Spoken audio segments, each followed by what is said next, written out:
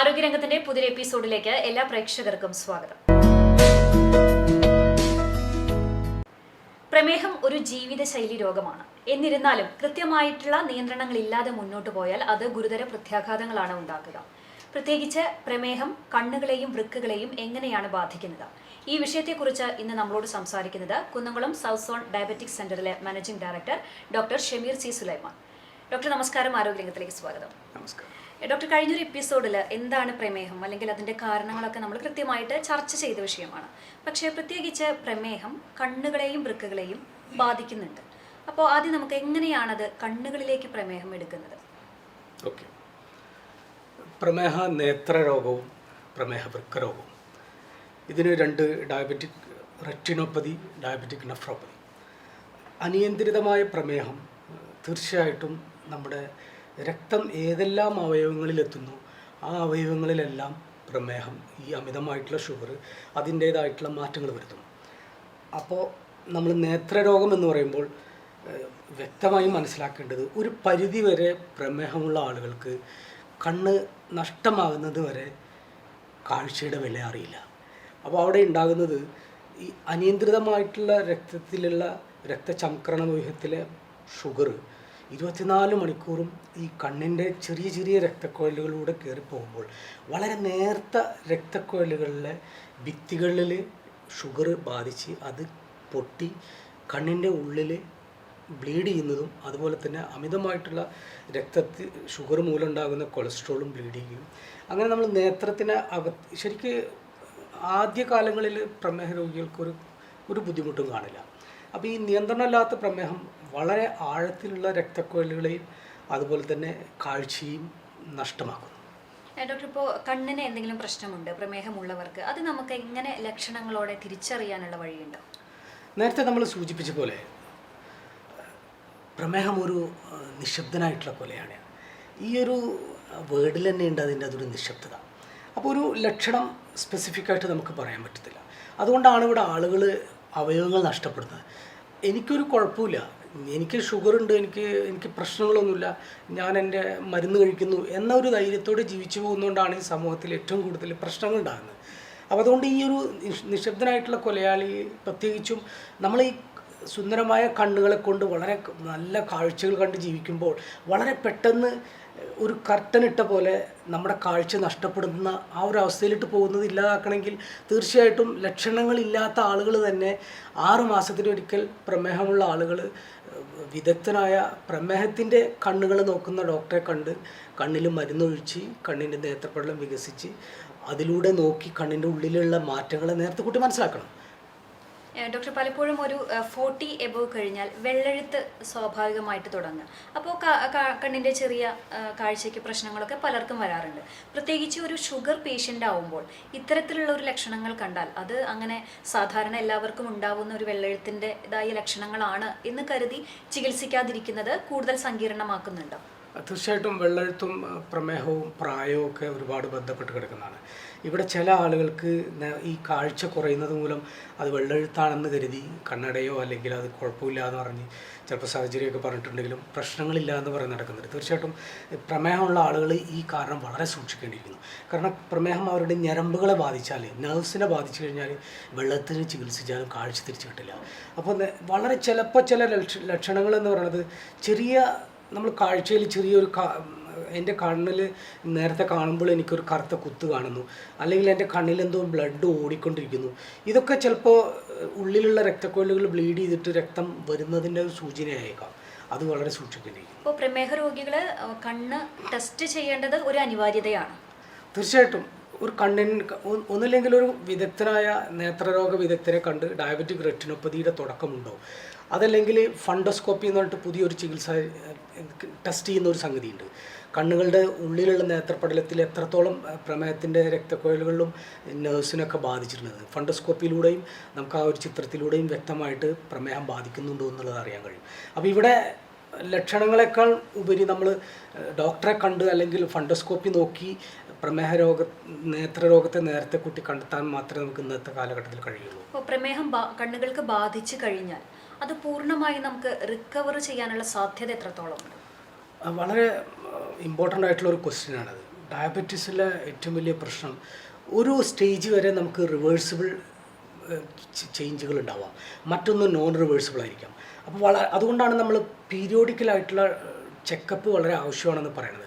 കാരണം ഒരു പരിധി വരെ ഡയബറ്റിക് റെറ്റിനോപ്പതി നേത്രരോഗങ്ങളെ, പ്രമേഹം കണ്ണുകളെ ബാധിച്ചു കഴിഞ്ഞാൽ നമുക്ക് മരുന്നുകളില്ലെന്ന്, പുതിയ പഠനങ്ങളിലൂടെ പോകുന്ന മരുന്നുകളെ നമുക്ക് ഇന്ന് അവൈലബിൾ ആയിട്ടുള്ളൂ.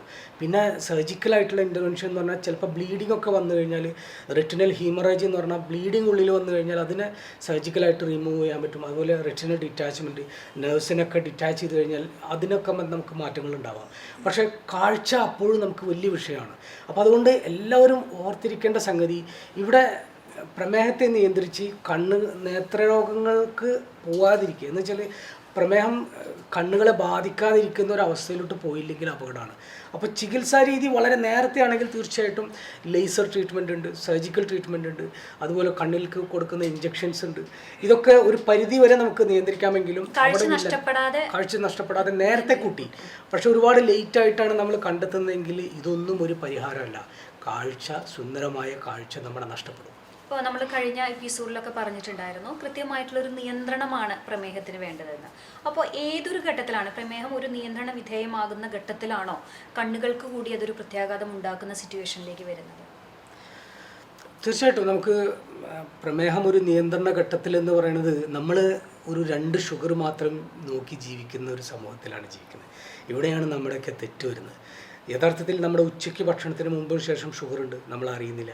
രാത്രി ഭക്ഷണത്തിന് മുമ്പും ശേഷം ഷുഗറുണ്ട്. അപ്പോൾ ഈ 24 ഹവേഴ്സിലുള്ള വേരിയേഷൻ മനസ്സിലാക്കലാണ് ഡയബറ്റീസിൻ്റെ നിയന്ത്രണ രേഖ. അപ്പോൾ HbA1c നോക്കുമ്പോൾ തന്നെ നമുക്ക് എല്ലാ അവയവങ്ങളും പ്രൊട്ടക്റ്റ് ആണോ എന്നുള്ളത് വ്യക്തമായിട്ടുള്ളൊരു സൂചന നൽകുന്നു. തീർച്ചയായിട്ടും നിയന്ത്രണ വിധേയമാക്കൽ തന്നെയാണ് പ്രമേഹത്തിൻ്റെ ചികിത്സയിൽ മറ്റുള്ള അവയവങ്ങളെ ബാധിക്കാതിരിക്കാൻ വേണ്ടി ചെയ്യേണ്ട ഘട്ടം. ഇപ്പോൾ മെഡിസിൻ കഴിക്കുന്നവരുണ്ട് പ്രമേഹത്തിനായിട്ട്, അല്ലെങ്കിൽ ഇൻസുലിൻ എടുക്കുന്നവരുണ്ട്.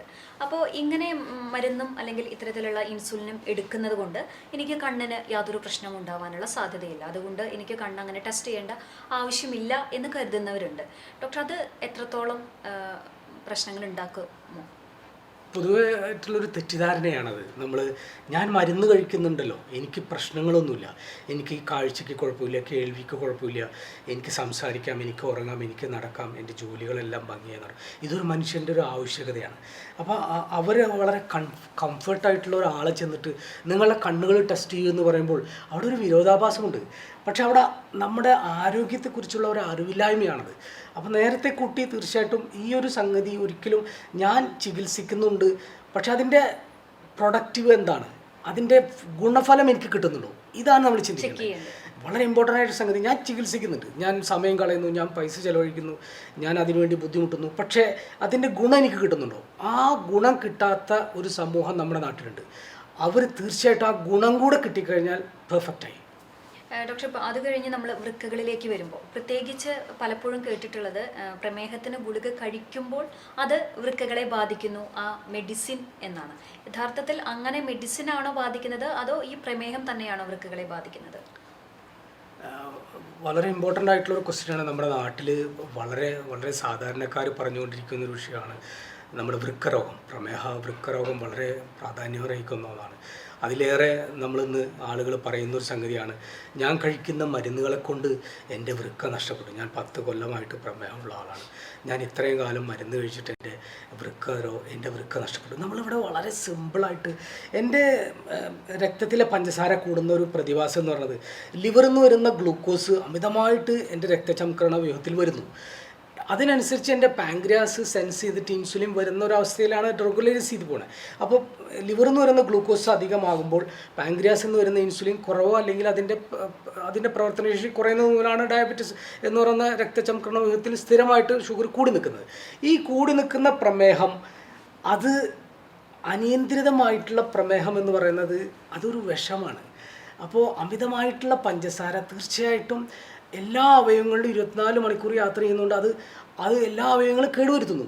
ആ കേട് വരുത്താതിരിക്കാൻ വേണ്ടിയിട്ടാണ് നമ്മൾ മരുന്ന് കൊടുക്കുന്നത്. അപ്പോൾ ആ മരുന്ന് ചെന്ന് ലിവറിൽ നിന്നുള്ള ഗ്ലൂക്കോസിനെ തടയുകയും പാങ്ക്രിയാസിൽ നിന്ന് കൂടുതൽ ഇൻസുലിൻ ഉൽപ്പാദിപ്പിച്ച് ഈ പ്രക്രിയയെ സന്തുലനാവസ്ഥ നിലനിർത്തുന്നു, രക്തത്തിലുള്ള ഗ്ലൂക്കോസിനെ കുറക്കുന്നു. അപ്പോൾ രക്തത്തിലുള്ള ഗ്ലൂക്കോസിനെ നോർമലൈസ് ചെയ്യാൻ വേണ്ടി മാത്രമാണ് നമ്മൾ ഗുളിക കഴിക്കുന്നത്. അപ്പോൾ ഒരിക്കലും കൂടി നിൽക്കുന്ന ഷുഗറാണ് എൻ്റെ അവയവങ്ങളെ ബാധിക്കുന്നത് എന്നുള്ളൊരു സാധാരണ ചിന്ത നമ്മളിൽ വന്നേ പറ്റൂ. ഡോക്ടർ, ഇപ്പോൾ പ്രമേഹമുള്ളവരാരും കിഡ്നി കംഫർട്ടാണോ എന്നുള്ള ഒരു ട്രീറ്റ്മെൻറ്റിന് പോവാറില്ല. അപ്പോൾ യഥാർത്ഥത്തിൽ അതിൻ്റെ ആവശ്യകത എത്രത്തോളമുണ്ട്? നേരത്തെ നമ്മൾ സംസാരിച്ച വൃക്കരോഗവും അതുപോലെ തന്നെ നമ്മുടെ നേത്രരോഗവും ഇത് രണ്ടും ഒരു ഗണത്തിൽപ്പെട്ടതാണ്. ഡയബറ്റിക് റെറ്റിനോപ്പതി ഉള്ള ആളുകൾക്ക് തീർച്ചയായിട്ടും കണ്ണിൽ പ്രമേഹത്തിൻ്റെ മാറ്റം വന്നാൽ ഉടനെ നമ്മൾ കിഡ്നി നോക്കും. കിഡ്നിയിൽ എന്തെങ്കിലും ചെറിയ വ്യത്യാസങ്ങൾ വന്നാൽ ഉടനെ നമ്മൾ കണ്ണ് നോക്കും. റിലേറ്റഡ് ആണ്. ഇത് ഇൻ്റർ റിലേറ്റഡ് ആണ്. അപ്പോൾ അതാണ് നമ്മൾ ഡയബറ്റിക് കിഡ്നി ഡിസീസ് പറയുന്നത്. അപ്പോൾ കണ്ണിലെ മാറ്റങ്ങളില്ല, ഡയബറ്റിക് റെറ്റിനോപ്പതി ഇല്ലെങ്കിൽ കിഡ്നിയിലെ മാറ്റം പ്രമേഹ രോഗികൾക്ക് ചിലപ്പോൾ ഒരു പക്ഷേ അത് പ്രമേഹം കൊണ്ടായിരിക്കില്ല, നോൺ ഡയബറ്റിക് കിഡ്നി ഡിസീസ് ആയിരിക്കും, വേറെ എന്തെങ്കിലും കാരണങ്ങളുണ്ടാവും. ഇതൊക്കെ വളരെ ഇമ്പോർട്ടൻ്റ് ആണ്. അപ്പോൾ ഇത് രണ്ടും ഒരുമിച്ച് നമ്മൾ ശ്രദ്ധിച്ചു കൊണ്ടുപോകണം. നേരത്തെ പറഞ്ഞ പോലെ വൃക്കരോഗത്തെ നമ്മൾ വളരെ സൂക്ഷിക്കേണ്ട ഒരു സംഗതിയാണ്. അപ്പോൾ അത് ഈ പറഞ്ഞ പോലെ എനിക്ക് പേടിയാണ്, അസുഖത്തെ പേടിയാണ്. അപ്പോൾ അതുകൊണ്ട് ഞാൻ ടെസ്റ്റ് ചെയ്യുന്നില്ല, ഞാൻ മാറി നിൽക്കുകയാണ്. അത് നമ്മുടെ വലിയൊരു പരാജയത്തിലോട്ടാണ് നയിക്കുന്നത്. വൃക്കരോഗം വന്നു കഴിഞ്ഞാൽ ഒന്നില്ലെങ്കിൽ നമ്മൾ സ്ഥിരമായൊരു ഡയാലിസിസിലോട്ട് പോകാം, അതല്ലെങ്കിൽ ജീവിതകാലം മുഴുവൻ വൃക്ക മാറ്റിവെച്ച് ഒരു രോഗിയായിട്ട് ജീവിക്കേണ്ടി വന്നേക്കാം, അതുമല്ലെങ്കിൽ വലിയൊരു പരാജയത്തിലോട്ട് നമ്മളോട് മുന്നോട്ട് പോകാം. ഇപ്പോൾ പലപ്പോഴും ഇപ്പോൾ നേരത്തെ സൂചിപ്പിച്ച പോലെ സിംറ്റംസ് അറിയാനുള്ളൊരു ബുദ്ധിമുട്ടാണ്. അതായത് നമ്മുടെ കണ്ണുകളെ ആയിക്കോട്ടെ അല്ലെങ്കിൽ കിഡ്നിയെ ആയിക്കോട്ടെ പ്രമേഹം ബാധിച്ചിട്ടുണ്ടോ എന്നുള്ളത്. അപ്പോൾ കിഡ്നിക്ക് അങ്ങനെ എന്തെങ്കിലും തരത്തിലുള്ള തകരാറുകൾ ഉണ്ടെങ്കിൽ അത് നമുക്ക് സ്വയം തിരിച്ചറിയാനുള്ള എന്തെങ്കിലും സിംറ്റംസ് ഉണ്ടോ? വൃക്കപരാജയത്തെ നേരത്തെ കൂട്ടി ഡയബറ്റിക് നെഫ്രോപ്പതിയെ തീർച്ചയായിട്ടും കുറച്ചും കൂടെ നേരത്തെ കൂട്ടി നമ്മൾ കണ്ടെത്താൻ കഴിയാൻ പറ്റും. കുറേ കൂടെ സിമ്പിളായിട്ട് നമ്മൾ നേത്രരോഗത്തെ പറഞ്ഞ പോലെ നമ്മൾ രാത്രി കാലങ്ങളിൽ നമ്മൾ ഒഴിക്കുന്ന മൂത്രത്തിൽ കാണുന്ന പത, ഫ്രോത്തി യൂറിൻ, ഈ മൂത്രത്തിൽ കാണുന്ന പ്രോട്ടീൻ ലീക്കേജ് എന്ന് പറയാം, ഇത് വളരെ കൂടുതലായി കാണപ്പെടുകയും നിരന്തരം അത് കാണപ്പെടുകയും ചെയ്യുകയാണെങ്കിൽ തീർച്ചയായിട്ടും നമ്മൾ ലാബിൽ പോയിട്ട് ഒന്ന് സാധാരണ മൂത്രത്തിൽ നമ്മൾ യൂറിൻ ഡിപ്സ്റ്റിക് ഇട്ട് പ്രോട്ടീൻ ലീക്ക് ഉണ്ടോ നോക്കും. രണ്ടാമത്തത് മൂത്രത്തിൽ പ്രോട്ടീൻ ആൽബുമിൻ ക്രിയാറ്റിൻ റേഷ്യോ നോക്കും. ഇത് രണ്ടും കൂടി നമുക്ക് മനസ്സിലാക്കുകയും ചെയ്തു കഴിഞ്ഞാൽ വളരെ നേരത്തെ കൂട്ടിയിട്ടുള്ള വൃക്കരോഗത്തെ നമുക്ക് കണ്ടറിയാൻ പറ്റും. പ്ലസ് പ്രോട്ടീൻ ലീക്ക് ഉണ്ടെങ്കിൽ കണ്ണ് നോക്കിക്കഴിഞ്ഞാൽ അത് നമുക്ക് ഡയബറ്റിക് നെഫ്രോപ്പതി, ഡയബറ്റിക് റെറ്റിനോപ്പതി, പ്രമേഹം കണ്ണുകളെ ബാധിച്ചു, പ്രമേഹം കിഡ്നിയെ ബാധിക്കുന്നു. അപ്പോൾ കിഡ്നിയെ ബാധിച്ചു കഴിഞ്ഞാൽ എങ്ങനെയൊക്കെയാണ് ചികിത്സ സാധാരണ സജസ്റ്റ് ചെയ്യാറുള്ളത്? ഇവിടെ ചികിത്സാ രീതിയിൽ പ്രമേഹാനുബന്ധ രോഗങ്ങളെ ചികിത്സിക്കുക എന്ന് പറയുന്നത് ഭയങ്കര കോംപ്ലിക്കേറ്റഡാണ്. നമുക്ക് സ്പെഷ്യലൈസ്ഡ് ആയിട്ടുള്ള കുറേ ഡോക്ടേഴ്സ് ഉണ്ടെങ്കിലും കൂടെ ഇതിൻ്റെ ഔട്ട്കംസ് വളരെ ചെറുതാണ്. അതുകൊണ്ടാണ് ഡയബറ്റീസിനെ മനസ്സിലാക്കുക, no your risk no your response എന്ന് പറയുന്നത്. നമ്മൾ അസുഖത്തെ വളരെ വ്യക്തമായി മനസ്സിലാക്കി ആ റിസ്ക് എങ്ങനെയും കുറയ്ക്കുക. കാരണം ചികിത്സാ രീതികൾ വളരെ കുറച്ചേ ഉള്ളൂ. അപ്പോൾ പ്രമേഹം വൃക്കകളെ ബാധിച്ചു കഴിഞ്ഞാൽ ഒന്നും നമുക്ക് ഓഫർ ചെയ്യാനില്ല. അപ്പോൾ വൃക്കകളെ ബാധിച്ചു കഴിഞ്ഞാൽ നമ്മൾ കുറച്ചും കൂടെ വിജിലൻ്റ് ആവും. കുറേ മരുന്നുകൾ കഴിക്കാൻ പാടില്ല, കുറേ ഭക്ഷണങ്ങളിൽ നിയന്ത്രണങ്ങൾ വരും, അതുപോലെ തന്നെ ഒരുപാട് ചികിത്സാ രീതികളിൽ ഒരുപാട് മാറ്റങ്ങൾ വരും. കഴിക്കുന്ന മരുന്നുകൾ കുറേ മാറ്റങ്ങൾ വരുത്തണം, ഭക്ഷണങ്ങളിൽ കുറേ മാറ്റങ്ങൾ വരുത്തിയാൽ തീർച്ചയായിട്ടും നമുക്ക് കുറേയും കൂടെ മുന്നോട്ട് പോകാം. മരുന്നുകൾ എന്ന് പറയുന്നത് വൃക്കരോഗത്തെ ചെറുക്കാൻ, അങ്ങനെ മരുന്നുകൾ എന്ന് പറയുന്നത് എന്താണോ വൃക്കരോഗത്തിന് കാരണം, എൻ്റെ പ്രമേഹം നിയന്ത്രിക്കുക, എൻ്റെ ബ്ലഡ് പ്രഷർ നിയന്ത്രിക്കുക, എൻ്റെ കൊളസ്ട്രോൾ നിയന്ത്രിക്കുക, മറ്റുള്ള അനുബന്ധ രോഗങ്ങളെ നിയന്ത്രിക്കുക എന്ന് മാത്രമേ ഉള്ളൂ ഈ വൃക്കരോഗത്തിൻ്റെ ചികിത്സാ രീതിയിലുള്ള ഒരു മാറ്റം എന്ന് പറയുന്നത്. പല മരുന്നുകളും ഓഫർ ചെയ്യുന്നുണ്ടെങ്കിലും മനസ്സിലാക്കേണ്ട സംഗതി ഒരു ഒറ്റമൂലി അല്ലെങ്കിൽ ഒരു മരുന്ന് എന്ന് പ്രമേഹ രോഗത്തിനില്ല. ഡോക്ടർ, പലപ്പോഴും വൃക്കരോഗം ബാധിച്ചു കഴിഞ്ഞാൽ ഇപ്പോൾ പ്രമേഹം കാരണം കൊണ്ട് എന്തെങ്കിലും കംപ്ലൈൻറ്റ് വരികയാണെങ്കിൽ അത് പ്രമേഹം കുറച്ചുകൊണ്ട് വൃക്കരോഗങ്ങളിൽ നിന്നുള്ള ഒരു മാറ്റം അത് സാധ്യമാണോ? തീർച്ചയായിട്ടും അവിടെ ഞാൻ ഒരു മരുന്നുകളില്ല എന്ന് പറയണമെങ്കിലും വളരെ ഇപ്പോൾ ഒരു ഡയബറ്റിക് നെഫ്രോപ്പതി അല്ലെങ്കിൽ ഒരു കിഡ്നിയുടെ ചെറിയൊരു മാറ്റം നമ്മൾ തുടക്കത്തിൽ കണ്ടെത്തിയാൽ വളരെ സൂക്ഷ്മതയോടുകൂടി ആ രോഗിയെ ചികിത്സിച്ചാൽ ചില മരുന്നുകൾ നമ്മൾ അവർക്ക് പ്രമേഹത്തിന് വേണ്ടി കൊടുക്കുന്ന മരുന്നുകൾ വളരെ സൂക്ഷ്മതയിലൂടെ വരും. അതുപോലെ കിഡ്നിയുടെ കൂടുതൽ ഡാമേജ് വരാതിരിക്കാനും പ്രോട്ടീൻ ലീക്ക് കുറയ്ക്കാനായിട്ട് മരുന്നുകളുണ്ട്. അതുപോലെ കൂടുതൽ പരാജയത്തിലോട്ട് പോകാതിരിക്കാനായിട്ട് കുറേ ഭക്ഷണങ്ങൾ റെസ്ട്രിക്ഷൻസ് ഉണ്ട്. ഇതൊക്കെ ചെയ്തു കഴിഞ്ഞാൽ തീർച്ചയായിട്ടും ആ രോഗി മനസ്സിലാക്കി നിരന്തരമായിട്ടുള്ള ടെസ്റ്റുകളിലൂടെയും ആ ഫോളോ അപ്പിലൂടെയും പരാജയത്തിലോട്ട് നീങ്ങുന്നതിനെ നമുക്ക് തടയാൻ കഴിയും. പരാജയം എന്ന് പറയുന്നത് വൃക്ക പരാജയം ഒന്നില്ലെങ്കിൽ ഡയാലിസിസിലാവാം, അതല്ലെങ്കിൽ വൃക്ക മാറ്റിവെക്കുന്നതിലാവാം. ഇത് രണ്ടും തീർച്ചയായിട്ടും തടയാൻ പ്രോഗ്രസ് ചെയ്യുന്നത് ഓൾറെഡി കോംപ്ലിക്കേഷൻ വന്നാൽ തീർച്ചയായിട്ടും മരുന്നുകളിലൂടെ സാധ്യമാണ്. പലപ്പോഴും വൃക്കരോഗം എന്ന് പറഞ്ഞാൽ അത് വളരെ എക്സ്പെൻസീവാണ്. പ്രത്യേകിച്ച് സാധാരണ ഒരു കുടുംബത്തിലുള്ളവർക്ക് ഇത്തരത്തിലുള്ള രോഗം വന്നു കഴിഞ്ഞാൽ അവരുടെ കുടുംബം പോലും പോകുന്ന ഒരവസ്ഥയാണ് നമ്മൾ പലപ്പോഴും കണ്ടിട്ടുള്ളത്. അത്രയ്ക്കും കോസ്റ്റ്ലിയാണ് അതിൻ്റെ ചികിത്സാ ചിലവ് എന്ന് പറയുന്നത്. അപ്പോൾ അത്തരത്തിൽ വൃക്കകളെ ബാധിക്കുന്നു, അതോടൊപ്പം പ്രമേഹവും. അത് കൂടുതൽ എത്ര സങ്കീർണമാവും? പിന്നീട് അയാളുടെ ഒരു ലൈഫ് സ്റ്റൈൽ എങ്ങനെയായിരിക്കും? വളരെ ബുദ്ധിമുട്ടുള്ളൊരു കാലഘട്ടത്തിലൂടെയാണ് നമ്മൾ നീങ്ങി പോകുന്നത്. ഇന്ന് പ്രമേഹം വരുമ്പോൾ, വൃക്കയിലോട്ട് വരുമ്പോൾ ഉണ്ടാകുന്ന ജീവിത രീതിയും ജീവിത സാഹചര്യവും തീർച്ചയായിട്ടും ഒന്ന് കുറേ മരുന്നുകളോട് മല്ലടിക്കണം, മറ്റൊന്ന് സാമ്പത്തികമായിട്ടുള്ള ഭാരം, പിന്നെ ഒരു മനുഷ്യൻ്റെ പ്രൊഡക്ടിവിറ്റി. ഇത് മാനസികമായി ഉണ്ടാക്കുന്ന ആ ഒരു ആഘാതം എന്ന് പറയുന്നത് വലിയ ഒന്നാണ്. അത് കുടുംബത്തിലുമാണ്, അത് സ്വന്തത്തിലുമാണ്, അവൻ്റെ ജോലിയിലും അവൻ്റെ എല്ലാ കാര്യത്തിലും. അതുകൊണ്ട് ഈ ഒരു അസുഖത്തെ വളരെ സസൂക്ഷ്മം മനസ്സിലാക്കി അവരുടെ അസുഖത്തിൻ്റെ ആഴത്തിൽ വ്യക്തമായ രീതിയിൽ മനസ്സിലാക്കി കഴിഞ്ഞാൽ ഈ ഒരു അസുഖത്തിൻ്റെ അനന്തരാവസ്ഥയിലോട്ട് പോകുന്നത് തടയാൻ കഴിയും. ഇപ്പോൾ ഡോക്ടർ, ഇപ്പോൾ കണ്ണിനെ ആയാലും അല്ലെങ്കിൽ വൃക്കകളെ ആയാലും, ഇപ്പോൾ ഒരു ഷുഗർ പേഷ്യൻ്റ് ആണെങ്കിൽ എങ്ങനെയായിരിക്കണം അവർ കണ്ണായാലും കിഡ്നി ആയാലും എത്ര ഒരു സമയത്തിനുള്ളിൽ അല്ലെങ്കിൽ ഒരു എത്ര പീരീഡ് കൂടുമ്പോൾ ടെസ്റ്റിന് വിധേയമാണ്? നമ്മുടെ സുന്ദരമായ കാഴ്ചകൾ നിലനിർത്തണമെങ്കിൽ പ്രമേഹമുള്ള ആളുകൾ നിയന്ത്രണമാണെങ്കിലും നിയന്ത്രണമല്ലെങ്കിലും തീർച്ചയായിട്ടും ചികിത്സിക്കുന്ന ഡോക്ടറുടെ നിർദ്ദേശപ്രകാരം നേത്രവിദഗ്ധനെ കണ്ട് 3 മാസത്തിലോ 6 മാസത്തിലോ ഒരിക്കൽ കണ്ണിൽ മരുന്നൊഴിച്ച് കണ്ണിൻ്റെ കൃഷ്ണമണിയെ വലുതാക്കി ഉള്ളിലുള്ള മാറ്റങ്ങളെ തീർച്ചയായിട്ടും വളരെ നേരത്തെ കൂട്ടി മാറ്റങ്ങൾ വന്നിട്ടുള്ള പ്രമേഹ നേത്രരോഗത്തെ കണ്ടെത്താൻ കഴിയും. അതോടനുബന്ധിച്ച് തീർച്ചയായിട്ടും ഈ ടെസ്റ്റിൽ മാത്രമല്ല, നിയന്ത്രണ വിധേയമാണെങ്കിൽ ഷുഗർ വളരെ നിയന്ത്രണ വിധേയമാകണം, പ്രഷർ നിയന്ത്രണ വിധേയമാകണം, തീർച്ചയായിട്ടും കൊളസ്ട്രോളും. ഇതേപോലെ തന്നെയാണ് വൃക്കരോഗത്തിൻ്റെയും. വളരെ നേരത്തെ കൂട്ടി നമ്മൾ ഈ വൃക്കരോഗത്തെ മൂത്രത്തിലുള്ള പതയെ കാണുകയാണെങ്കിൽ തീർച്ചയായിട്ടും ഒരു നെഫ്രോളജിസ്റ്റിനെ അല്ലെങ്കിൽ ചികിത്സിക്കുന്ന ഡയബറ്റോളജിസ്റ്റിനെ കണ്ട് ഈ രീതിയിലുള്ള മാറ്റങ്ങളിലൂടെ നമുക്ക് ഈ 2 അസുഖങ്ങളെയും തീർച്ചയായിട്ടും കൂടുതൽ ബുദ്ധിമുട്ടിലോട്ട് വരാതെ സുഖമായിട്ട് ജീവിതം മുന്നോട്ട് നയിക്കാനാകും. ഡോക്ടർ, ഇപ്പോൾ മറ്റ് അവയവങ്ങൾക്ക് നമുക്ക് നേരത്തെ കൂട്ടി കണ്ടെത്തുകയാണെങ്കിൽ അതിന് ചികിത്സയിലൂടെ തന്നെ നമുക്ക് തിരിച്ച് ജീവിതത്തിലേക്ക് വരാനുള്ള സാധ്യത കൂടുതലുണ്ടെന്ന് പറയുമ്പോൾ ഹൃദയത്തിൻ്റെ കാര്യത്തിൽ അത് വളരെ കുറവാണ്. കാരണം പെട്ടെന്നൊരു അറ്റാക്ക് നമ്മൾ അറിയാതെ തന്നെ സംഭവിച്ചു കഴിഞ്ഞാൽ പിന്നെ നമുക്കൊന്നും ചെയ്യാനില്ല എന്നുള്ളതാണ്. അപ്പോൾ എങ്ങനെയായിരിക്കണം ഒരു ഹൃദയ സംരക്ഷണം? ഹൃദയ സംരക്ഷണം തീർച്ചയായിട്ടും എന്താണ് എൻ്റെ ഹൃദയത്തിന് ബുദ്ധിമുട്ടുണ്ടാക്കുന്നത്? അതൊരു പക്ഷേ എൻ്റെ ചികിത്സയുടെ പിഴവായിരിക്കാം. എന്ന് വെച്ചാൽ ഞാൻ എൻ്റെ നിയന്ത്രണമല്ലാത്ത പ്രമേഹം ചികിത്സിച്ച് ശരിയായ രീതിയിൽ ചികിത്സിക്കുന്നില്ല, അല്ലെങ്കിൽ ഞാൻ ചികിത്സിക്കുന്നുണ്ടെങ്കിൽ അത് നിയന്ത്രണവിധേയമല്ല. എനിക്ക് കൊളസ്ട്രോൾ ഉണ്ട് എന്നുള്ള ധാരണ ഉണ്ടെങ്കിലും അല്ലെങ്കിൽ ഡോക്ടർ മരുന്ന് എഴുതിയിട്ടുണ്ടെങ്കിലും ഞാൻ അതിന് മരുന്ന് കഴിക്കുന്നില്ല, ഞാൻ ഭക്ഷണത്തിൽ നിയന്ത്രിക്കുന്നു എന്ന് പറയപ്പെടുന്നു. അതുപോലെ തന്നെ ചെറിയ മാറ്റങ്ങളെ കൊണ്ട് എൻ്റെ പ്രഷറിനെ നിയന്ത്രിക്കാൻ മരുന്ന് തന്നിട്ടുണ്ടെങ്കിൽ ഞാനത് കഴിക്കുന്നില്ല. എൻ്റെ ജീവിതത്തിലുണ്ടാകുന്ന മാനസിക സംഘർഷങ്ങൾ, അതുപോലെ എൻ്റെ ജീവിത ശൈലിയിലുള്ള മാറ്റങ്ങൾ, എനിക്ക് വ്യായാമം ചെയ്യാൻ പറ്റുന്നുണ്ട്, ഞാനത് ചെയ്യുന്നില്ല. തീർച്ചയായിട്ടും ഈ കാര്യങ്ങളിലൂടെയുള്ള ഒരു നിയന്ത്രണ വിധേയമായിട്ടുള്ള ഈ കാര്യത്തിലെല്ലാത്തിലും നമ്മളൊരു സൂക്ഷ്മത പാലിച്ചാൽ തീർച്ചയായിട്ടും ഹൃദയത്തെ നമുക്ക് സംരക്ഷിക്കാം. ഇപ്പോൾ ഹാർട്ട് അറ്റാക്ക് എന്ന് പറയുന്ന പോലെ തന്നെ മോർ ഇമ്പോർട്ടൻ്റ് ആണ് ഫുഡ് അറ്റാക്ക് എന്ന് പറയുന്നത്. ഇപ്പോൾ കാലുകളെ എങ്ങനെയാണ്, അത് നമുക്ക് പലപ്പോഴും സംശയമാണ്, എങ്ങനെയാണ് കാലുകളിലേക്ക് പ്രമേഹം വരുന്നത് എന്ന്? നമ്മൾ ഈ ടെർമിനോളജി വളരെ അടുത്താണ് യൂസ് ചെയ്യുന്നത്. ഫുഡ് അറ്റാക്ക് നമുക്ക് ആർക്കും അറിയില്ലായിരുന്നത്. നമ്മൾ ഹാർട്ട് അറ്റാക്ക് എന്ന് പറയുമ്പോൾ ഹാർട്ടിന് നെഞ്ചുവേദന വരിക, അല്ലെങ്കിൽ അത് കണ്ടെത്തി കഴിഞ്ഞാൽ ജീവൻ അപകടമായതുകൊണ്ട് വളരെ പെട്ടെന്ന് തന്നെ ചികിത്സാ രീതിയിലോട്ട് നമ്മൾ മുന്നോട്ട് പോകും. അപ്പോൾ നമ്മൾ എന്നിട്ട് ജീവൻ രക്ഷിക്കുകയാണ് ചെയ്യുന്നത്. പക്ഷേ ഈ ഹാർട്ട് അറ്റാക്കിനെ പോലെ തന്നെയാണ് കാലും അതുപോലെ തന്നെ ഹാർട്ടും തമ്മിൽ ബന്ധം എന്ന് പറയുന്നത്. ഹാർട്ടിൻ്റെ പമ്പിങ്ങിലൂടെ വളരെ ഏറ്റവും അറ്റത്തിലോട്ട് വരുന്ന രക്തക്കുഴലുകളാണ് കാലിലേക്കുള്ള ഏറ്റവും ടിപ്പിൽ നമ്മളെ ടോ എന്ന് പറയുന്ന കാലിലോട്ടുള്ള വിരൽ. അപ്പോൾ ഈ വിരലിലോട്ട് ഏറ്റവും വളരെ നീളത്തിലുള്ള രക്തക്കുഴലുകളും കാലിൽ തന്നെയാണ്. അപ്പോൾ ഈ സെയിം പ്രക്രിയ ഒരു ഹാർട്ട് അറ്റാക്ക് വന്ന ഒരാൾക്ക് അദ്ദേഹത്തിൻ്റെ കാലിലോട്ടുള്ള രക്തോട്ടക്കുറവും വന്നു.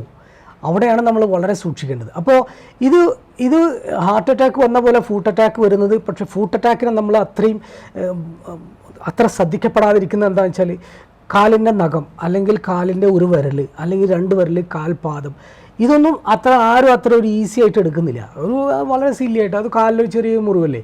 ഈ ഒരു നിസ്സംഗത അല്ലെങ്കിൽ ആ ഒരു മനോഭാവം, എൻ്റെ ആ ഒരു ചെറിയൊരു മുറിവ്, പക്ഷേ ആ ഒരു ചെറിയ മുറിവായിരിക്കാം ഇന്ന് വികലാംഗനായി ഞാൻ നടക്കേണ്ടി വരുന്ന ഒരു അവസ്ഥ എന്ന് നമ്മൾ മനസ്സിലാക്കുന്നില്ല. അപ്പോൾ അവിടെ കാലിലോട്ടുള്ള രക്തോട്ടം കുറയുന്നത് ഹാർട്ടിലോട്ടുള്ള രക്തോട്ടം കുറയുന്നത് പോലെ തന്നെയാണ്. ഇപ്പോൾ ഡോക്ടർ നേരത്തെ സൂചിപ്പിച്ച പോലെ തന്നെ പ്രമേഹ രോഗികൾക്ക് ഒരു മുറിവ് വന്നു കഴിഞ്ഞാൽ അത് ഉണങ്ങാനുള്ള ഒരു എല്ലാവരും ഇല്ല, പക്ഷേ ചിലരിൽ അങ്ങനെ കാണുന്നുണ്ട്. പക്ഷേ അത്തരത്തിൽ എല്ലാ പ്രമേഹ രോഗികൾക്കും ഒരേ സ്വഭാവമാണോ അതോ വ്യത്യാസമുണ്ടോ? തീർച്ചയായിട്ടും എല്ലാ പ്രമേഹ രോഗികൾക്കും ഒരുപോലെയല്ല. നിയന്ത്രണമായിട്ട് പോകുന്ന പ്രമേഹ രോഗികൾ അവർ കറക്റ്റായിട്ട് ഫോളോ അപ്പ്, കറക്റ്റ് മരുന്ന് കഴിച്ച് ശരിയായ രീതിയിൽ അവരുടെ HbA1c 6.57 ഉള്ളിലൊക്കെ നിയന്ത്രിച്ച് നിർത്തുന്ന ആളുകൾ, അതുപോലെ പ്രോപ്പറായിട്ടുള്ള ഫുഡ് കെയർ, ഇതൊക്കെ ഉള്ള ആളുകൾ വളരെ സുന്ദരമായിട്ട് കാലിലേക്ക് ബുദ്ധിമുട്ടുകൾ വരാതെ ജീവിക്കുന്നുണ്ട്. തീർച്ചയായിട്ടും നിയന്ത്രണ വിധേയമായിട്ടുള്ള പ്രമേഹ രോഗികൾ. ഇപ്പോൾ കാലിൽ മുറിവ് പറ്റിയ ഒരാൾക്ക് അത് ഒരുപാട് നാളുകളായിട്ട് അത് മാറുന്നില്ല അല്ലെങ്കിൽ മുറിവ് ഉണങ്ങുന്നില്ല, അത് കൃത്യമായിട്ട് ചികിത്സിക്കപ്പെടേണ്ടതല്ലേ? തീർച്ചയായിട്ടും ഉണങ്ങാത്ത മുറിവുകൾ അതിൻ്റെ ഒരു വലിയൊരു കാരണം എന്ന് പറയുന്നത് കാലിലോട്ടുള്ള രക്തോട്ടത്തിൽ മാത്രമല്ല, കാലിലെ നെർവ്സ്, കാലിലെ ഞരമ്പുകൾ എന്ന് പറയുന്ന ന്യൂറോപ്പതിയും കൂടെ അതിന് വലിയൊരു കാരണമാണ്. അപ്പോൾ തീരെ ഉണങ്ങാത്ത മുറിവുകൾ, അതല്ലെങ്കിൽ നമ്മൾ ഈ ഫിഷേഴ്സ് എന്ന് പറയും, കാലിലെ വിണ്ട് കീറൽ, തരിപ്പ്, ചുട്ടുകത്തൽ, പുകച്ചൽ, ഇതൊക്കെ പ്രമേഹ പാദരോഗത്തിൻ്റെ ലക്ഷണങ്ങളാവാം, പ്രമേഹ ഫുഡ് അറ്റാക്കിൻ്റെ ലക്ഷണങ്ങളാവും. തീർച്ചയായിട്ടും അത് ചികിത്സിക്കപ്പെടേണ്ടതാണ്. അതുപോലെ തന്നെ കാലിൽ കറുത്ത കളർ വരുന്നതായിട്ട് പലപ്പോഴും കാണുന്നുണ്ട്, അത് എന്ത് ലക്ഷണമാണ്? നമ്മൾ കാലിലോട്ടുള്ള രക്തോട്ടത്തിൻ്റെ റിഫ്ലക്ഷനാണ് സ്കിൻ എന്ന് പറയുന്നത്. അപ്പോൾ സ്കിന്ന് വളരെ മൃദുലമായി വളരെ സുന്ദരമായി കാണപ്പെടുന്നത് അതിൻ്റെ അടിയിലുള്ള സ്ട്രക്ചേഴ്സും അതിൻ്റെ രക്തക്കൊഴലുകളൊക്കെ വളരെ പോഷകാഹാരങ്ങൾ കിട്ടുന്നതുകൊണ്ടായിരിക്കും. അപ്പോൾ ആ പോഷകാഹാരങ്ങൾ കിട്ടാതെ നിരന്തരമായിട്ട് ഈ ഷുഗർ കൂടി നിൽക്കുന്ന അവസ്ഥയിൽ തീർച്ചയായിട്ടും ആ റിഫ്ലക്ഷൻ സ്കിന്നിലോട്ട് വരും. ഇപ്പോൾ ഡോക്ടർ ഇപ്പോൾ സ്കിന്നിൻ്റെ കാര്യം പറഞ്ഞപ്പോൾ പലപ്പോഴും പ്രമേഹ രോഗികൾക്ക് സ്കിന്നിൽ ചൊറിച്ചിൽ അല്ലെങ്കിൽ ചുവന്ന് തടിച്ച പാടുകളൊക്കെ പലപ്പോഴും കാണാറുണ്ട്. അത് നിസ്സാരവൽക്കരിക്കാതെ ഇത്തരത്തിൽ കാലിലേക്കോ അല്ലെങ്കിൽ വൃക്കകളിലേക്കോ എല്ലാം അങ്ങനെ സംഭവിക്കുന്നതിൻ്റെ ഒരു ലക്ഷണമായിട്ട് നമുക്ക് എടുത്തൂടെ? തൊലിയുടെ ലക്ഷണങ്ങൾ, തൊലിപ്പുറമെ കാണുന്ന കുറേ അസുഖങ്ങൾ പ്രമേഹ രോഗത്തിനെ സംബന്ധിച്ചും അല്ലാത്തതുണ്ട്. പ്രമേഹ രോഗികൾ തീർച്ചയായിട്ടും നിയന്ത്രണമില്ലാത്ത ഷുഗർ ഉണ്ടാകുമ്പോൾ ഫംഗസ് ബാധയുണ്ടാവും. അപ്പോൾ ഈ ഫംഗസിലൂടെ ഈ ഫംഗസുകൾക്കും അതുപോലെ ബാക്ടീരിയകൾക്കൊക്കെ ഏറ്റവും കൂടുതൽ ഇഷ്ടം പഞ്ചസാര തന്നെയാണ്. അപ്പോൾ അവർ ആ ഒരു ശരീരത്തിൽ എപ്പോഴും കുടിയിരിക്കുന്നത് അതുകൊണ്ട് തന്നെയാണ്. ഇപ്പോൾ കാലിൽ പെട്ടെന്ന് പഴുപ്പ് കയറുക, അത് തിരിച്ചറിയാൻ പറ്റുന്നില്ല.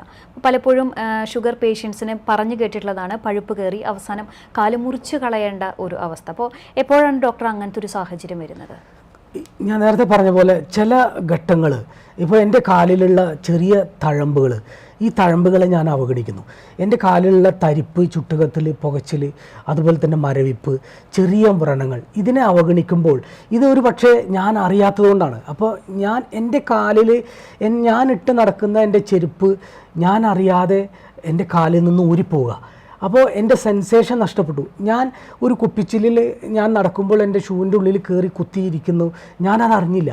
അപ്പോൾ മറ്റൊരാൾ പറഞ്ഞു തരണേ, എന്താണ് ചേട്ടാ നിങ്ങളുടെ കാലിൽ നിന്ന് രക്തം വരുന്നല്ലോ, നിങ്ങളുടെ ഒരു കാലിൽ ചെരുപ്പുണ്ട് ഒരു കാലിൽ ചെരുപ്പില്ല. ഇത്രയും വിചിത്രമായ വളരെ സങ്കീർണമായിട്ടുള്ള ഈ പ്രമേഹ പാദരോഗത്തെ ശരിയായ രീതിയിൽ നമ്മൾ മനസ്സിലാക്കിയില്ലെങ്കിൽ നമ്മൾ മറ്റൊരു വികലാംഗനായേക്കാം. അപ്പോൾ നേരത്തെ കൂട്ടി ഈ അസുഖങ്ങളെ മനസ്സിലാക്കൽ, ഇതൊക്കെ എൻ്റെ സാധ്യതയുള്ള കാര്യങ്ങളാണ്. എൻ്റെ കാല് നഷ്ടപ്പെടാൻ പോകുന്ന സാധ്യതകളാണ് ഇപ്പോൾ ഈ പറഞ്ഞ കാര്യങ്ങളെല്ലാം. അപ്പോൾ അത് നേരത്തെ മുൻകൂട്ടി മനസ്സിലാക്കി അതിനെ നമ്മൾ ശരിയായ രീതിയിൽ പ്രോപ്പറായിട്ടുള്ള ഫുട്വെയർ, പ്രോപ്പറായിട്ടുള്ള ചികിത്സ എടുത്താൽ കാല് നമുക്ക് മുറിച്ച് നഷ്ടപ്പെടുന്നത് നമുക്ക് പ്രതിരോധിക്കാൻ കഴിയും. അതുപോലെ തന്നെ കാൽപാദങ്ങളിൽ വേദന, അത് സ്വാഭാവികമായിട്ടുണ്ടാകുന്ന വേദനയാകാം. പക്ഷേ പ്രമേഹ രോഗികൾക്ക് അത്തരത്തിൽ കാല് വേദന വരുമ്പോൾ അത് കുറച്ചും കൂടി ശ്രദ്ധിക്കപ്പെടേണ്ടതല്ലേ? ഡയബറ്റിക് പെരിഫറൽ ന്യൂറോപ്പതി എന്ന് പറയുന്നത് ഭയാനകമായിട്ടുള്ളൊരു ഭയങ്കര അനുഭവിക്കുന്ന ആളുകൾ പറയുന്നത് കേട്ടാൽ നമുക്ക് വളരെ വിഷമത ഉണ്ടാവും. പാശ്ചാത്യ രോഗങ്ങളിൽ ചില ലിറ്ററേച്ചറുകളിലൊക്കെ കാണാം സൂയിസൈഡ് വരെ ചെയ്യപ്പെടുന്നുണ്ട്. അത്രയും അസഹ്യമായിട്ടുള്ള വേദന, സൂചി കുത്തുന്ന പോലെയും കഠിനമായ വേദന ആളുകൾ വന്ന് പറയുമ്പോൾ തൻ്റെ ഉറക്കവും തൻ്റെ മനസ്സമാധാനവും തൻ്റെ ജീവിതവും തന്നെ ബുദ്ധിമുട്ടിക്കുന്ന തരത്തിൽ എനിക്കൊരു നിയന്ത്രണമല്ലാത്ത എൻ്റെ ഒരു വേദന അനുഭവിക്കുന്നത് അവിടെ നമ്മൾ മനസ്സിലാക്കേണ്ടത് ഒരുപാട് കാലമായി എൻ്റെ ശരീരത്തിൽ നിയന്ത്രണമല്ലാത്ത ഷുഗർ എൻ്റെ അന്ന് ഞാൻ അങ്ങനെ സുഖമായി ജീവിച്ചതിൽ ഒരു പക്ഷേ ശരീരം നമ്മളെ ശിക്ഷിക്കുകയായിരിക്കാം. ഇത്രയും കാലം എന്നെ നീ ശ്രദ്ധിക്കാതെ എൻ്റെ അവയവങ്ങളെല്ലാം കേടുവരുത്തി, ഇനി നീ അനുഭവിക്കുക. ആ ഒരു രീതിയിലാണ് ഇന്ന് ആളുകൾ അത്രയും മോശമായിട്ടുള്ള ഷുഗർ കൊണ്ട് ഈ ഞരമ്പുകളെ അനുഭവിക്കുന്ന വേദന അനുഭവിക്കുന്നത്. തീർച്ചയായിട്ടും ചികിത്സാ രീതികളുണ്ട്. വളരെ വ്യക്തമായ രീതിയിൽ ആ രോഗികളെ മാനസികമായി സപ്പോർട്ട് ചെയ്യുകയും അതുപോലെ തന്നെ ഒരുപാട് മരുന്നുകൾ ഇന്ന് അവൈലബിൾ ആണ്. പ്ലസ് ബ്ലഡ് ഷുഗർ പക്ക നല്ല കൺട്രോളിൽ ചിലപ്പോൾ 3-4 നേരം ഇൻസുലിനൊക്കെ കൊടുത്ത് നിയന്ത്രണ വിധേയമാക്കിയാൽ ഈ വേദന ഒരുപാട് മാറ്റങ്ങൾ വരുത്താൻ കഴിയും. ഇപ്പോൾ കാൽപാദങ്ങളിലേക്ക് ബാധിക്കുന്നുണ്ട്, അങ്ങനെ നമുക്ക് തിരിച്ചറിയാനുള്ള സിംറ്റംസ് എന്തെങ്കിലും ഉണ്ടോ? വളരെ നേരത്തെ കൂട്ടി കാൽപാദം എൻ്റെ കാലിലോട്ട് പ്രമേഹം ബാധിക്കുന്നുണ്ട് എന്ന് അറിയപ്പെടുന്നത് ഇന്ന് ഞാൻ ഉറങ്ങിക്കിടക്കുമ്പോൾ എൻ്റെ കാലിൽ ഉറുമ്പോ മറ്റ് ക്ഷുദ്രജീവികളോ എലിയോ പാറ്റയോ വന്ന് കടിച്ചുകൊണ്ട് പോകുന്നു. അപ്പോൾ ആ ഒരു സുപ്രഭാതത്തിൽ എന്താ ഞാൻ അറിയാതെ എൻ്റെ കാലിലെ വിരൽ പോയോ, എൻ്റെ വിരൽ നഷ്ടപ്പെട്ടോ?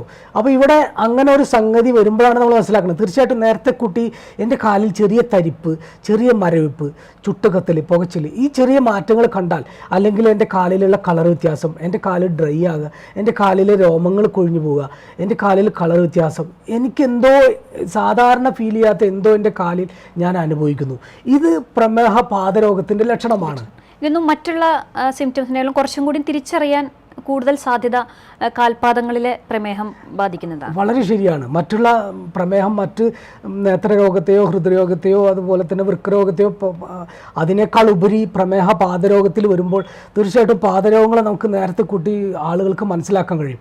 അതുപോലെ തന്നെ ആ പാദങ്ങൾ നമ്മുടെ ശരീരത്തിൽ നിലനിൽക്കണമെന്ന് നമ്മൾ ആഗ്രഹിക്കുന്നെങ്കിൽ നേരത്തെ കൂട്ടി ചികിത്സ എടുത്ത് പാദ സംരക്ഷണം ഉണ്ടെങ്കിൽ തീർച്ചയായിട്ടും അതും നമുക്ക് രക്ഷപ്പെടുത്താൻ കഴിയും. ഇപ്പോൾ പലപ്പോഴും വിരൽ മുറിച്ച് കളയുക, അതിനുശേഷം മുട്ടിന് താഴെ വെച്ച് മുറിച്ച് കളയുക, ഇതൊക്കെ പ്രമേഹ രോഗികൾക്ക് പലപ്പോഴും കേൾക്കുന്നതാണ്. അപ്പോൾ പാദരോഗം ബാധിച്ചു കഴിഞ്ഞാൽ കാല് മുറിച്ച് കളയേണ്ട ഒരു അവസ്ഥയാണ് എന്ന് വിചാരിക്കുന്നവരുമുണ്ട്. അത് പൂർണ്ണമായിട്ടും ശരിയാണോ? ഒരിക്കലുമല്ല. ഇന്ന് I prevent amputation, I prevent diabetes. നമ്മൾ ഡയബറ്റീസിനെ പ്രതിരോധിക്കുകയും അതേപോലെ തന്നെ ആംബുട്ടേഷനെ പ്രതികരിക്കുകയും വേണം. അതിന് നമ്മൾക്ക് സ്വയം രോഗികൾക്ക് ഒരു അറിവുണ്ടാവണം. എൻ്റെ ഹാർട്ട് പമ്പ് ചെയ്യുന്നതിൻ്റെ പൾസ് നമ്മൾ കയ്യിൽ വെച്ച് നോക്കുന്ന പോലെ എൻ്റെ കാലിൽ രക്തോട്ടം വരുന്നുണ്ടോ എന്നുള്ള പൾസ് ഒരു ഡോക്ടർ വെച്ച് നോക്കിക്കഴിഞ്ഞാൽ ഒരു രോഗി ഒരു മുറിവായിട്ട് വരുമ്പോൾ ആ രോഗിയുടെ കാലിലോട്ട് രക്തോട്ടം ഇല്ലെങ്കിൽ അത് ഫുട്ട് അറ്റാക്കാണ്. ആ ഫുട്ട് അറ്റാക്കുള്ള കാലിനെ ഒരു രീതിയിലും നമ്മൾ വളരെ വളരെ സൂക്ഷ്മതയോടുകൂടി പരിചരിച്ചില്ലെങ്കിൽ നാളെ ആ കാലിൻ്റെ വിരലുകളോ പാദമോ അല്ലെങ്കിൽ മുട്ടിന് കീഴ്പ്പെട്ടോ മേപ്പെട്ടോ വെച്ച് മുറിച്ച് മാറ്റേണ്ടി വന്നേക്കാം. അപ്പോൾ ഇവിടെ നമ്മുടെ ഇടയിൽ തന്നെയാണ് നമ്മുടെ കുറേ പ്രശ്നങ്ങളുള്ളത്. തീർച്ചയായിട്ടും ഈ പാദരോഗികളെ വളരെ പ്രമേഹ പാദരോഗത്തെ വളരെ സൂക്ഷ്മതയോടുകൂടി ഡെഡിക്കേറ്റായിട്ട് പരിചരിച്ചില്ലെങ്കിൽ അത് പാദ നഷ്ടം തന്നെയായിരിക്കും. ഡോക്ടർ, ഇപ്പോൾ പലപ്പോഴും കേൾക്കുന്ന കാര്യം, ഇപ്പോൾ പാദത്തിൽ എത്ര വലിയ ഷുഗർ ബാധിച്ചാലും അത് മുറിച്ചു കളയാതെ തന്നെ ട്രീറ്റ് ചെയ്യുന്ന ചില സ്ഥാപനങ്ങളെക്കുറിച്ച് പലപ്പോഴും കേൾക്കാറുണ്ട്. കാരണം അവർ 100% ആണ് അത് ഉറപ്പ് കൊടുക്കുന്നത്. അതായത് കാലിൽ ഏത് തരത്തിലുള്ള പ്രമേഹം ബാധിച്ചാലും മുറിച്ചു കളയാതെയുള്ള ഒരു ചികിത്സ, അതിൽ യാഥാർത്ഥ്യമുണ്ടോ? തീർച്ചയായിട്ടും വളരെ വളരെ വേണ്ടപ്പെട്ട വളരെ ഇമ്പോർട്ടൻ്റ് ആയിട്ടുള്ളൊരു ക്വസ്റ്റ്യനാണ്. കാരണം പ്രമേഹ പാദരോഗങ്ങളെ അവഗണിക്കുന്നത് കൊണ്ടാണ് ആംബുട്ടേഷൻസ് വരുന്നത്.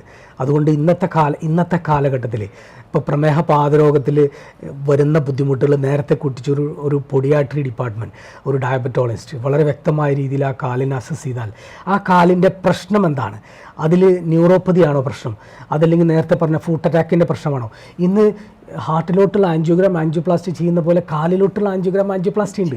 അപ്പോൾ അതുകൊണ്ട് ഇന്നത്തെ കാലഘട്ടത്തിൽ അതുപോലെ തന്നെ എല്ലുകളെ ബാധിച്ചു കഴിഞ്ഞാൽ ഇന്ന് തീർച്ചയായിട്ടും കാലിൻ്റെ വിരൽ മുറിച്ച് മാറ്റേണ്ടതില്ല. ആ എല്ലുകളെ പഴുപ്പെടുത്ത് നമുക്ക് കൾച്ചർ ചെയ്ത് അതിലെ അണുക്കളെ മനസ്സിലാക്കി ആൻറ്റിബയോട്ടിക് കൊടുത്ത് പ്രോപ്പറായിട്ടുള്ള ഡ്രസ്സിങ് ചെയ്ത് അതിനോടനുബന്ധമായ രോഗങ്ങളെ ചികിത്സിച്ച് കഴിഞ്ഞാൽ തീർച്ചയായിട്ടും ആ വിരലുകളെയും ആ നഖത്തെയും ആ പാദത്തെയും രക്ഷപ്പെടുത്താൻ പറ്റും. ഇന്നത്തെ കാലഘട്ടത്തിൽ കാല് മുറിച്ച് മാറ്റേണ്ടി വരുന്ന ഒരവസ്ഥ വളരെ കുറവാണ്. അത് ചെയ്യാതിരിക്കുന്നതിന് മുമ്പ് തീർച്ചയായിട്ടും പൊഡിയാട്രി ഡിപ്പാർട്ട്മെന്റ് ബന്ധപ്പെടേണ്ടതാണ്. നൂതന ചികിത്സാ രീതികൾ ഒരുപാട് അവൈലബിളാണ് ഡോക്ടർ. അതുപോലെ തന്നെ പ്രമേഹ രോഗികൾക്ക് കാലിലോ കയ്യിലോ ഇരിക്കട്ടെ ചെറിയൊരു മുറിവ് പറ്റിയാൽ അത് നിസ്സാരവൽക്കരിക്കുന്നത് ശരിയാണോ? ഇന്നത്തെ കാലഘട്ടത്തിൽ ഏറ്റവും വലിയ വിഷയം അതാണ്. രോഗപ്രതിരോധശേഷി കുറവുള്ള ആളുകളാണ് നിയന്ത്രണമില്ലാത്ത പ്രമേഹ രോഗികൾ.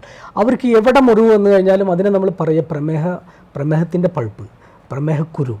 അപ്പോൾ തീർച്ചയായിട്ടും അതിനെ അവഗണിക്കാതെ നേരത്തെ ചികിത്സിച്ചാൽ ചെറിയ മുറിവുകളെ നമുക്ക് ആ ഒരു ചെറിയ രീതിയിൽ തന്നെ ചികിത്സിച്ച് മാറ്റാം. ചെറിയ മുറിവുകളെ വലിയ മുറിവുകളാക്കി വലിയ വിഷമത്തിലോട്ട് അവസാനിപ്പിക്കുന്ന രോഗികൾ തന്നെയാണ്. ഇപ്പോൾ പ്രമേഹത്തിന് ഇന്ന് ഒരുപാട് ഒറ്റമൂലി ചികിത്സകൾ ലഭ്യമാണ്. ഇപ്പോൾ ആളുകളെ സംബന്ധിച്ചിടത്തോളം ഒരുപാട് മരുന്ന് കഴിക്കുക അല്ലെങ്കിൽ ഒരുപാട് കാലയളവിൽ മെഡിസിൻ കഴിക്കുക എന്ന് പറഞ്ഞാൽ അത് ഭയങ്കര ബുദ്ധിമുട്ടുള്ള കാര്യമാണ്. മാത്രമല്ല അതിൻ്റെ കോസ്റ്റ്. അപ്പോൾ ഇപ്പോഴും പലരും ഇത്തരത്തിലുള്ള ഒറ്റമൂലി ആശ്രയിക്കുന്നുണ്ട്. അത് എത്രത്തോളം അതിലൊരു സത്യം ഉണ്ടാകാം, അല്ലെങ്കിൽ അത് പിന്നീട് എന്തെങ്കിലും പ്രത്യാഘാതങ്ങളിലേക്ക് പോകുന്നുണ്ടോ? നമ്മുടെ ഇന്ത്യ മഹാരാജ്യത്ത് നമ്മുടെ ആളുകൾ, പ്രത്യേകിച്ച് കേരളത്തിൽ, ഒരുപാട് ചികിത്സാ രീതികളെ നമ്മൾ സമീപിക്കാറുണ്ട്. പ്രത്യേകിച്ച് മലയാളികൾക്ക് ഒരു ചികിത്സാ രീതിയോടും ഒരുപാട് കാലം ഇഷ്ടപ്പെടില്ല. പ്രമേഹ രോഗത്തിൻ്റെ കാര്യത്തിൽ നേരത്തെ പറഞ്ഞ പോലെ നമുക്ക് ഒരു മരുന്ന് ഇങ്ങനെ ജീവിതകാലം മുഴുവൻ കഴിച്ചു പോവുക എന്ന് പറയുന്നത് അവർ ഇഷ്ടപ്പെടാത്തൊരു കാര്യമാണ്. പിന്നെ ഒറ്റമൂലി എന്ന് സംബന്ധിച്ച് പറയുമ്പോൾ ഞാനൊരു ഒറ്റമൂലിയെക്കുറിച്ച് അങ്ങനെ വിമർശിക്കുക എന്ന് പറയുന്നത്, ഞാൻ ആ മൂല്യത്തെക്കുറിച്ച് പഠിച്ചിട്ടില്ല. ഇപ്പോൾ ആയുർവേദമുണ്ട്, ഹോമിയോ ഉണ്ട്, സിദ്ധയുണ്ട്, യുനാനി ഉണ്ട്, ഓഫ് കോഴ്സ് മോഡേൺ മെഡിസിൻ ഉണ്ട്. ഇപ്പോൾ മോഡേൺ മെഡിസിൻ എന്ന് പറഞ്ഞാൽ എവിഡൻസ് ബേസ്ഡ് മെഡിസിനാണ്. അതിൽ ശാസ്ത്രീയമായ തെളിവുകളുണ്ട്. ഒരു മരുന്ന് കൊടുക്കുമ്പോൾ അതിന് എഫക്റ്റും ഉണ്ട്, സൈഡ് എഫക്റ്റും ഉണ്ട്. മറ്റൊരു മെഡിസിൻ സംവിധാനത്തിലും ഈ ഒരു സംഗതി ഇല്ലാത്തതുകൊണ്ടാണ് നമ്മളങ്ങനെ പറയപ്പെടുന്നത്. തീർച്ചയായിട്ടും ഒറ്റമൂലിയിൽ അതൊരു ഒരാളുടെ അല്ലെങ്കിൽ ഒരു കൂട്ടം ആളുകളുടെ ഒരു അഭിപ്രായങ്ങളോ അല്ലെങ്കിൽ അവരുടെ ഒരു ചികിത്സാ സംവിധാനമായിരിക്കാം. അതിലെത്രത്തോളം ശരി തെറ്റൊക്കെ സ്വയം അനുഭവിച്ചറിയണം. പക്ഷേ ഇന്നത്തെ കാലഘട്ടത്തിൽ ഒറ്റമൂലികൾ ഒരിക്കലും നമുക്കൊരു പ്രമേഹത്തിനോ അല്ലെങ്കിലോ ഷുഗറിനോ കൊളസ്ട്രോളിനോ തീർച്ചയായിട്ടും അത് ശരിയായൊരു പ്രവണതയല്ല. അതുകൊണ്ട് അസുഖത്തെ മനസ്സിലാക്കാത്തതുകൊണ്ടാണ് അത് പിന്നാലെ പോകുന്നത്. കാരണം ഡയബറ്റീസ് എന്ന് പറഞ്ഞൊരു ജീവിതശൈലി രോഗമാണ്. അത് ജീവിതകാലം മുഴുവൻ ചിലപ്പോൾ ഭക്ഷണത്തിലും വ്യായാമത്തിലും അസുഖത്തെക്കുറിച്ച് മനസ്സിലാക്കിയും ഒരുപക്ഷെ മരുന്നുകളും ജീവിതകാലം പോയില്ലെങ്കിൽ അവർക്ക് അവയവങ്ങൾ നഷ്ടപ്പെട്ടേക്കാം. ഒറ്റമൂലി കൊണ്ട് ഒറ്റയടിക്ക് അവയവങ്ങൾ നഷ്ടപ്പെട്ടേക്കാം. അപ്പോൾ അതുകൊണ്ട് വളരെ സൂക്ഷ്മതയോടുകൂടി കൈകാര്യങ്ങൾ ചെയ്യേണ്ടതാണ്. ഇപ്പോൾ പ്രമേഹം ഒരു ജീവിതശൈലി രോഗമാണെന്ന് പറയുമ്പോഴും അതിൻ്റെ പ്രത്യാഘാതങ്ങളിലേക്ക് വരുമ്പോൾ അത് വലിയൊരു അസുഖത്തിൻ്റെ ഒരു തുടക്കം പോലെയാണ് പലപ്പോഴും തോന്നാറ്. കാരണം നമ്മളറിയാതെ തന്നെ നമ്മുടെ ശരീരത്തിലെ ഏറ്റവും ഇമ്പോർട്ടൻ്റ് ആയിട്ടുള്ള ഓരോ പാർട്സിനെയും ബാധിക്കുകയാണ്. അപ്പോൾ ഏറ്റവും ഇമ്പോർട്ടൻ്റ് എന്നൊന്ന് പറഞ്ഞാൽ അത് പ്രമേഹം വരാതെ നോക്കുക. ഇനിയിപ്പോൾ വന്നാൽ തന്നെ അത് നിയന്ത്രണ വിധേയമായിട്ട് മുന്നോട്ട് കൊണ്ടുപോകാൻ നമ്മൾ ജീവിതശൈലി തന്നെ മാറ്റേണ്ട അവസ്ഥയാണ്. അപ്പോൾ ഡോക്ടർ, നമ്മുടെ പ്രേക്ഷകരുടെ അടുത്ത് ഒരു പ്രമേഹ രോഗികളാവാം അല്ലെങ്കിൽ പ്രമേഹം വരാതിരിക്കാനും എന്തൊക്കെ ഉപദേശങ്ങളാണ് ഡോക്ടർക്ക് നൽകാനുള്ളത്? നമ്മുടെ നാട്ടിൽ ഏറ്റവും കൂടുതൽ ഇന്ന് പ്രമേഹമുള്ള രോഗികളെക്കാൾ കൂടുതൽ പ്രമേഹം വരാൻ സാധ്യതയുള്ള ആളുകളാണ്. അപ്പോൾ ഇവിടെ മനസ്സിലാക്കേണ്ടത്, ഈ ഒരു രോഗാവസ്ഥ എന്നിലുണ്ടെങ്കിൽ ആ ആളുകൾ രോഗിയാകാതിരിക്കുക, പ്രമേഹാനുബന്ധ രോഗങ്ങളെ തടയുക, നിയന്ത്രണമായിട്ടുള്ള ഷുഗറിലൂടെ മാത്രം അവരെ ഒരു രോഗിയാവാതിരിക്കുക. രോഗാവസ്ഥയിൽ പ്രമേഹ രോഗം വരാൻ സാധ്യതയുള്ള ആളുകൾ തീർച്ചയായിട്ടും അവർ ആ രോഗാവസ്ഥയിലോട്ട് തന്നെ പോകാതിരിക്കുക. അതിന് തീർച്ചയായിട്ടും ഒരു മാനസികമായിട്ടുള്ള സംഘർഷം ഒഴിവായിട്ടുള്ളൊരു ജീവിതം നമുക്ക് സാധ്യമല്ല. പക്ഷേ എന്നിരുന്നാലും ഞാൻ വിചാരിച്ചാൽ എനിക്ക് എൻ്റെ സംഘർഷങ്ങൾ കുറച്ചൊക്കെ ഒഴിവാക്കാൻ പറ്റും. അതിനുള്ള മാർഗ്ഗങ്ങൾ കണ്ടെത്തണം. അതുപോലെ തന്നെ എൻ്റെ ഭക്ഷണ രീതി ഇത് ഞാൻ തന്നെയാണ് വിടക്കാക്കുന്നതും ഞാൻ തന്നെയാണ് നന്നാക്കുന്നതും. അതിലും ഒരു വ്യക്തമായ ഒരു കാര്യം ഉണ്ടെങ്കിൽ തീർച്ചയായിട്ടും അതും എനിക്ക് അവലംബിക്കാവുന്ന കാര്യമുള്ളൂ. എൻ്റെ വ്യായാമത്തിലെ കാര്യങ്ങളിൽ എനിക്ക് എൻ്റെ ആരോഗ്യം എൻ്റെ ജീവിതകാലം വരെ എൻ്റെ അവയവങ്ങൾ എൻ്റെ കൂടെ നിൽക്കണമെങ്കിൽ എനിക്ക് സ്ഥിരമായൊരു വ്യായാമക്രിയ എനിക്ക് വേണം. അതും എനിക്കൊരു 35 മിനിറ്റ് ഒരാളെ കൊണ്ട് ഒരു വ്യായാമം ചെയ്യാൻ തന്നെ അത്ര വലിയ കാര്യമൊന്നുമില്ല. തീർച്ചയായിട്ടും ഇന്നത്തെ കാലഘട്ടത്തിൽ ഈ 3 കാര്യങ്ങൾ നമ്മൾ മനസ്സിലാക്കിയാലും എന്തെങ്കിലും അസുഖങ്ങൾ എനിക്കുണ്ടോ എന്നുള്ളത് ഒരു വിദഗ്ധനായൊരു ഡോക്ടറെ കണ്ട് ബ്ലഡോ മറ്റോ ടെസ്റ്റ് ചെയ്ത് നോക്കേണ്ടത് വളരെ അത്യാവശ്യമാണ്. ഇതുണ്ടെങ്കിൽ മാത്രം തന്നെ നമുക്കൊരു സുഖമായിട്ടുള്ളൊരു ജീവിതം നയിക്കാൻ പറ്റുള്ളൂ.